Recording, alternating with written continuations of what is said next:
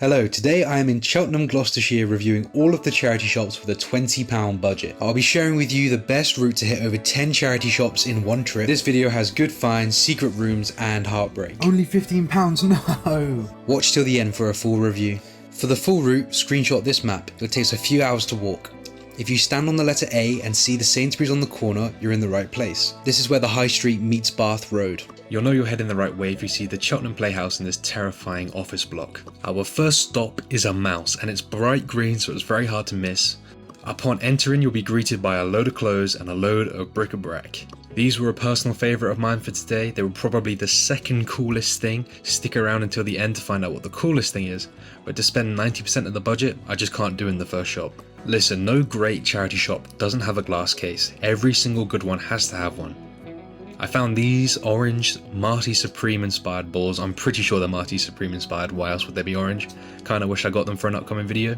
This place had a pretty large selection of electronics and a huge book wall, which is a pretty common theme in Cheltenham. If you need books, head here. These drawers full of CDs were pretty cool as well. But there was one last little electronic I missed on the way in, and it was the coolest electronic I think I saw. This tiny little Casio keyboard, but it looked like a synthesizer because the keys were so small. Give it a listen.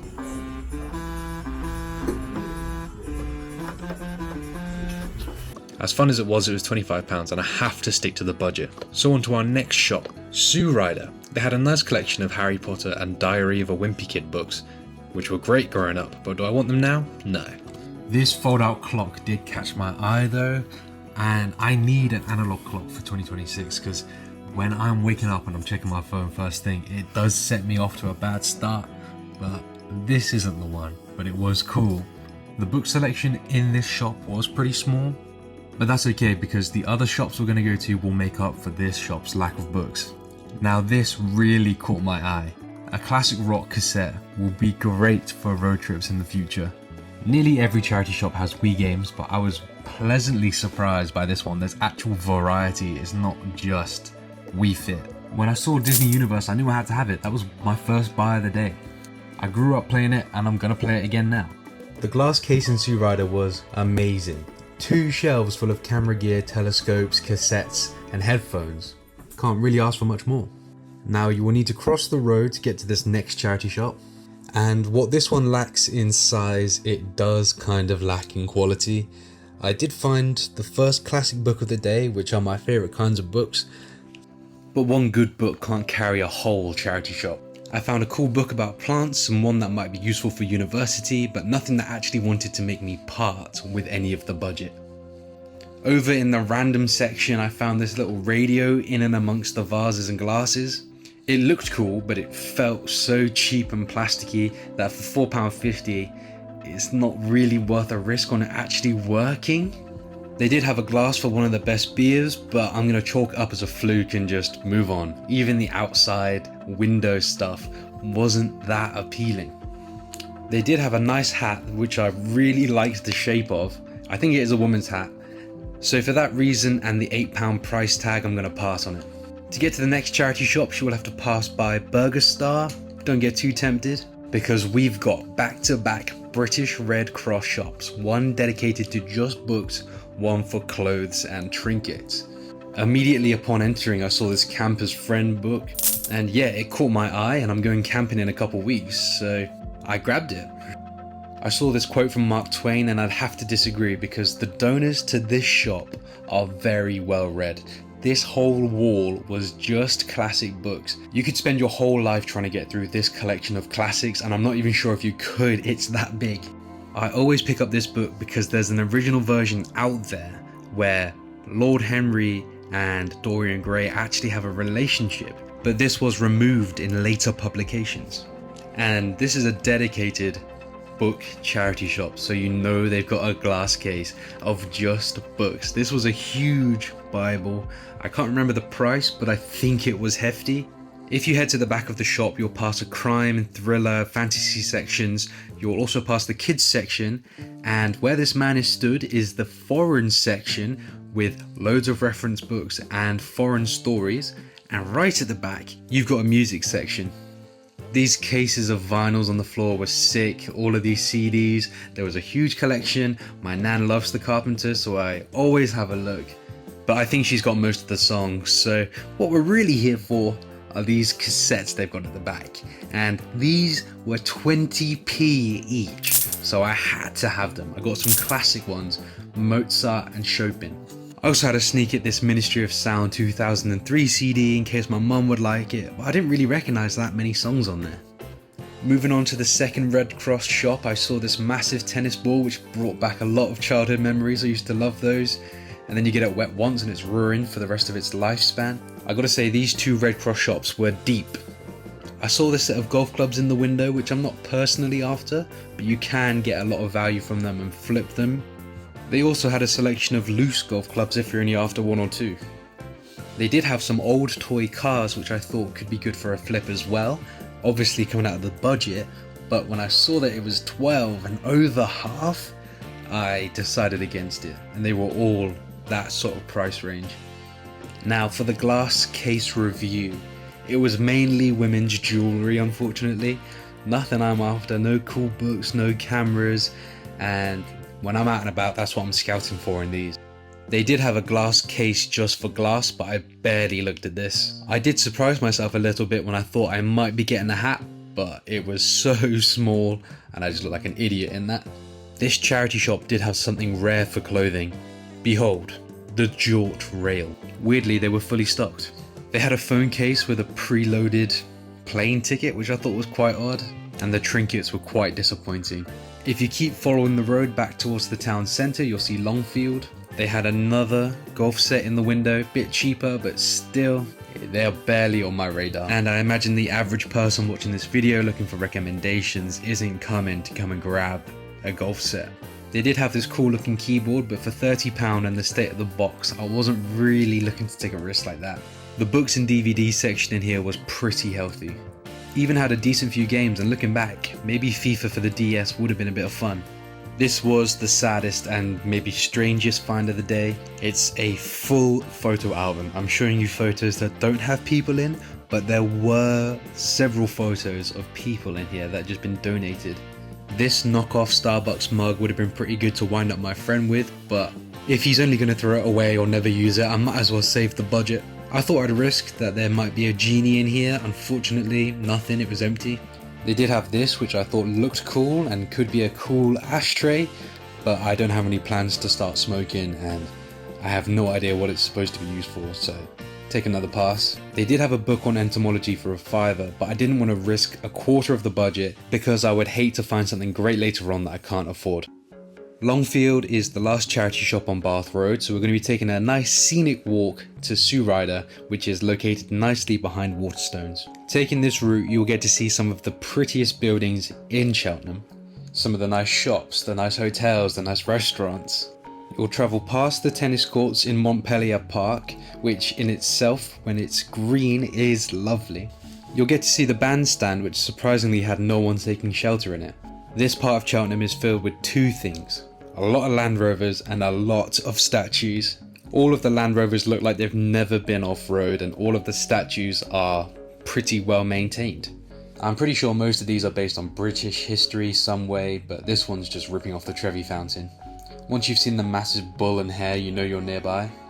The front room in the Sue Ryder is mainly women's clothes. The two women working behind the counter directed me to this secret, what they called man cave. And if you're interested in non-fiction, this is great. Reference books, photography books, history books. And comment down below if you just lost the game. I was impressed. You don't often see a lifting belt in a charity shop. And there's a little wooden sign reminding you that you are in the man cave. But something on this top shelf caught my eye. I've needed something like this for a little while, a little travel CD case to put in my car, because the amount of CDs I want to have in my car is not permitted by the size of my glove box. And for £1.50, I can't complain. And there were some nice clothes, but I'm trying to stick to the budget and I want to save it for a cool item if there is one. I thought it might be this, but just having a look on the back at how many rules there were, I was already bored. I did like these mugs, but 3 is such an odd number. Now to my favourite case review of the whole day. For 6 times the budget, I could get my hands on this Olympus camera. Hopefully another time. Don't be tempted by this antique store if you're on a budget. They are so overpriced they might charge you for just thinking about buying an item. To avoid disappointment, you want to go straight from Sue Ryder to a cafe on the high street. Rest your legs for a little bit. Cheltenham feels like too eccentric of a place to sit in a cafe doom scrolling. So I grabbed myself a paper and got myself a nice seat in a cafe.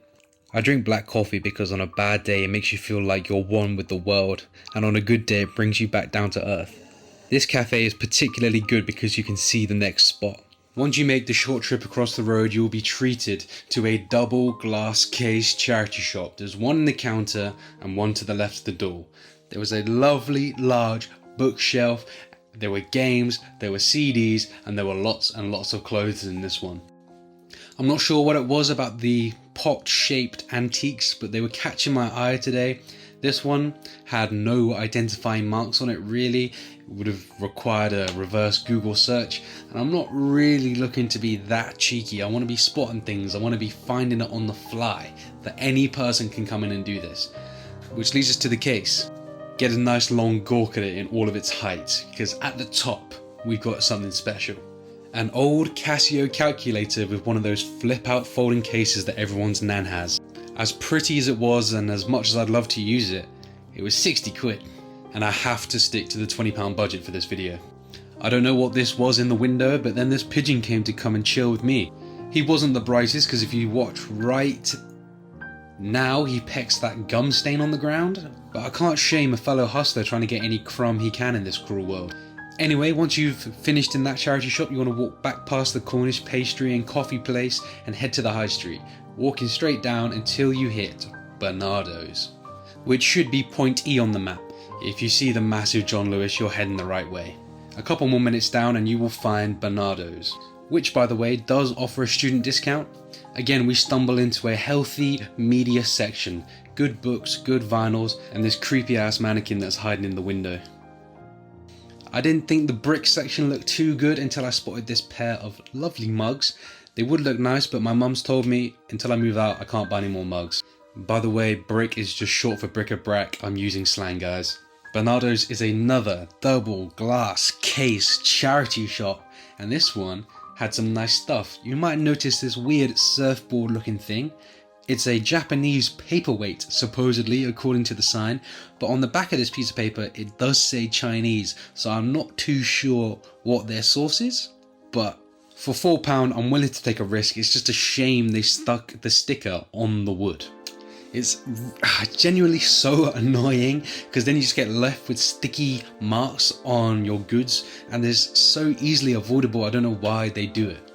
I'm not one to reach into the glass cases even if they are unlocked, so I ask a member of staff for permission. She says she'll come and help me with it.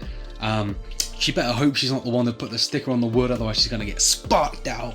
Luckily for her though, she didn't mention the sticker, so she's walking around fine today. I think I've done pretty well. All of this stuff for just over half the budget. And still about 4 shops to go.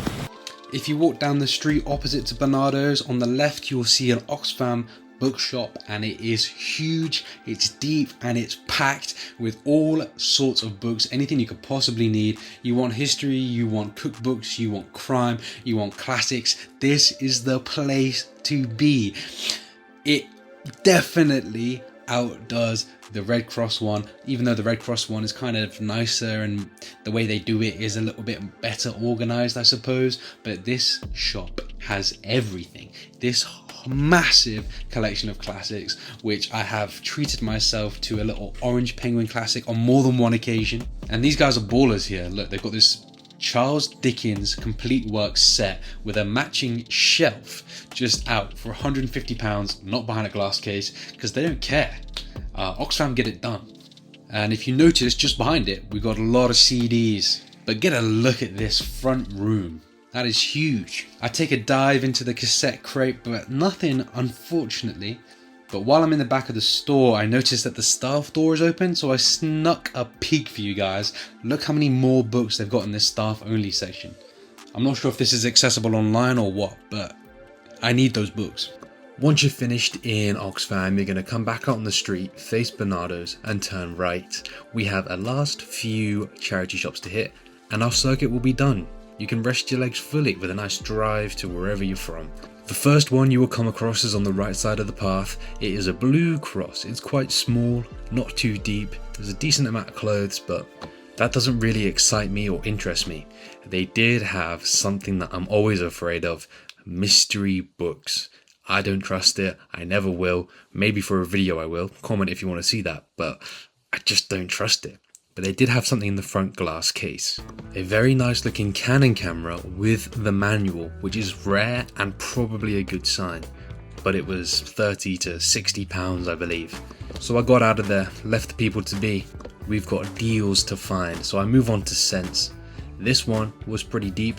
There were some interesting little trinkets. This little frog reminded me of my granddad. He loves collecting frogs, I think. Oh, why am I doing that then? You're not tough, mate. Speaking of old things like my granddad, we have a vintage, unsolved Rubik's Cube. I'm not sure what that does to the value. Maybe sealed. It could have been worth a pretty penny. A huge collection of DVDs in this one, and quite a lot of duplicate books. I've never seen this in a charity shop before, so many duplicates. I don't know why this is the first time I've seen it like this. Who knows, maybe it's an exclusive feature of charity shops that have a large stock of sick coloured jumpers. I checked out the glass case and I saw a letter opener and a creepy ass doll, so I hit the road because I'm not trying to get murdered. Pulling up to our penultimate charity shop, PDSA. The front kind of felt like a knockoff Urban Outfitters, the way it was laid out. The camera kind of brightens the room. It was actually quite dim and dark in this area. From the rather brief look around that I had, it kind of did look like an Urban Outfitters. Maybe it was the bin bag coats, maybe it was the sports sweaters they had. But if Urban Outfitters owned a charity shop, they would charge you £10 for an ugly jumper as well. I've said it time and time again throughout this video, if you want cheap books, get to Cheltenham. They are everywhere. I've never seen so many charity shops stacked this high. The trinket and random section was pretty clean. Sometimes you get in there and it's so disorganized and messy, but it was all nicely maintained. I'm sure you're dying to hear. Head out of there and on your right you will see a bar named Lounge. Don't ask me about it, I've never been there, and if anyone says I've been there, they are lying. The last charity shop on our route is a British Heart Foundation. I want to thank the cameraman for making it so obvious. Nice shot! Nice shot! Nice shot! Stop looking at Lounge, I swear I've never been there. As we take a step inside, we got some nice clothes, some nice bags, some nice shoes, and we have two glass cabinets. One facing this way, one facing the other way.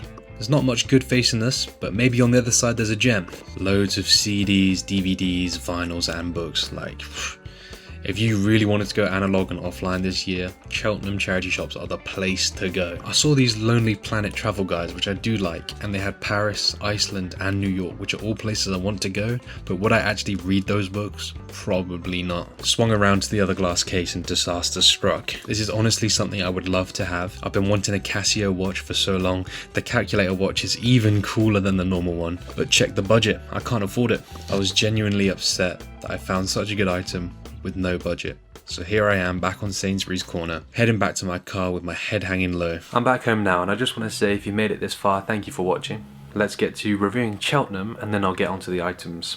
So, Cheltenham I thought was pretty good. It's about a 1.5 GC PCS average, which if you're new to the game is glass case per charity shop average. 1.5 is pretty high. There were a couple with 2 glass cases, maybe 1 or 2 with 3 glass cases, but there were a good few that only had 1. But anything above a 1.5 GC PCS is good. That is a term I made up, by the way. That is not I don't think that's widely regarded. Clothes sections, fine, yeah, good. As we saw, there were a lot of books, so got to give it top marks for the books. My total for the day, I believe, was 1140.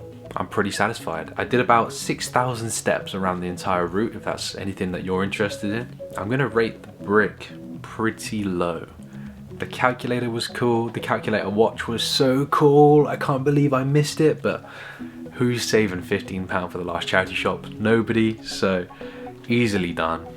Hopefully, well, I don't know. I don't think I'll ever have 75% of the budget for the last charity shop in any of this series. Just got to let it go, I suppose, but I'm disappointed. very disappointed. The staff in Cheltenham were really friendly. The women in the Sue Rider that told us about the man cave in the back, that was pretty good. Having a joke around. Everyone was friendly. There was one weird guy in the second Red Cross shop, and if you didn't say bye to him, he'd give you like this sarcastic wave on the way out. Everyone's got their quirks. He's volunteering for a charity, you know. We'll let it slide, I'm sure. So as far as Cheltenham is concerned, it's rating pretty highly. Stick around for that final star rating. But let's talk about what I got.